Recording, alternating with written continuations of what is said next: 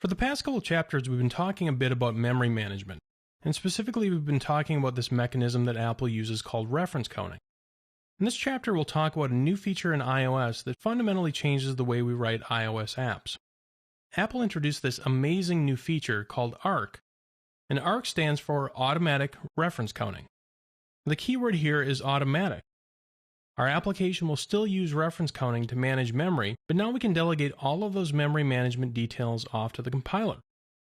This is really a huge win. For new developers, not having to explicitly deal with memory management is just one less thing to wrap your head around. But even experienced developers greatly benefit, as it's one less thing to take away your focus from the core functionality you're trying to build. So how do we take advantage of it?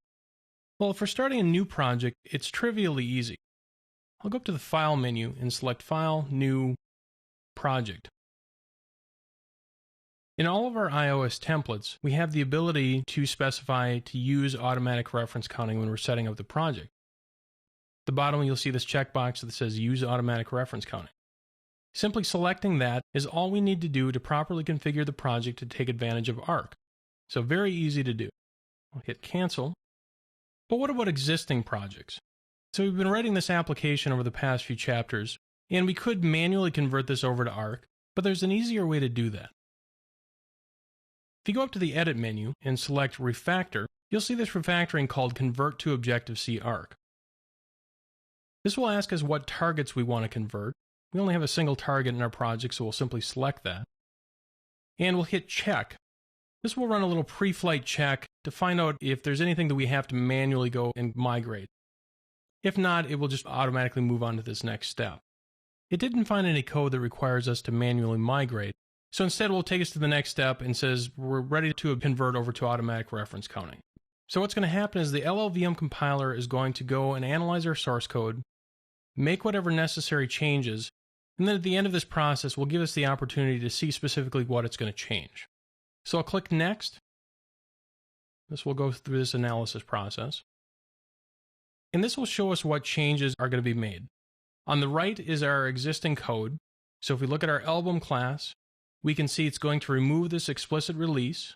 If I scroll down to the bottom, there's this dealloc method that happens when our reference count gets down to 0 and this object instance is about ready to go away.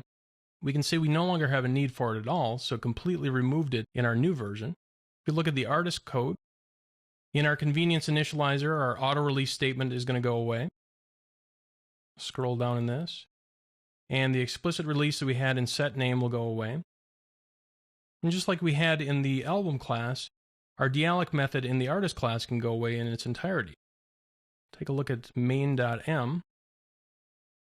Now you've heard me mention this class called NSAutoReleasePool a few times, but this is the first time we're actually seeing this code. Previously there was this class called NSAutoReleasePool, and we'd create an instance of it, and at the end of some cycle then we would drain it. So anything that had been added to the auto release pool by calling that auto release method would get added and then drained when this drain call got executed. This is now changed to this new language level feature called @AutoReleasePool. And this is just a more convenient way of creating auto release pools in iOS apps. Inside this auto release pool, here's where we created our main app where we've been writing our code. Calls this run method and then finally calls its release method. We can see that the release method has now gone away in our new version.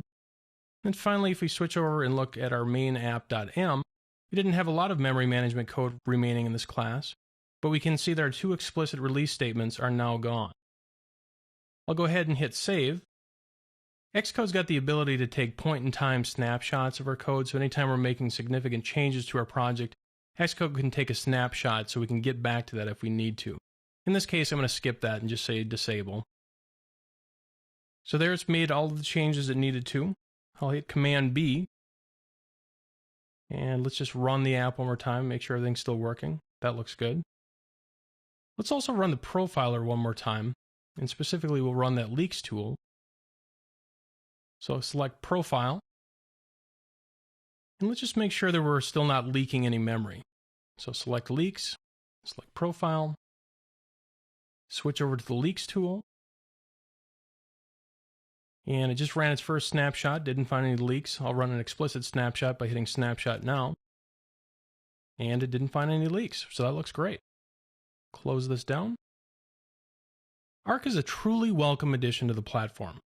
Manual reference counting wasn't too hard to deal with once you get used to it, but would inevitably be the source of some problems at some point in time. Arc allows you to simply focus your attention on your application and not on the low-level memory management details. For new project development, using Arc is really a no-brainer, and we'll be using it for the remainder of this course. For more details about Arc, I'd highly recommend checking out the WWDC 2011 session video entitled Introducing Automatic Reference Counting, and this is available from the iOS Dev Center.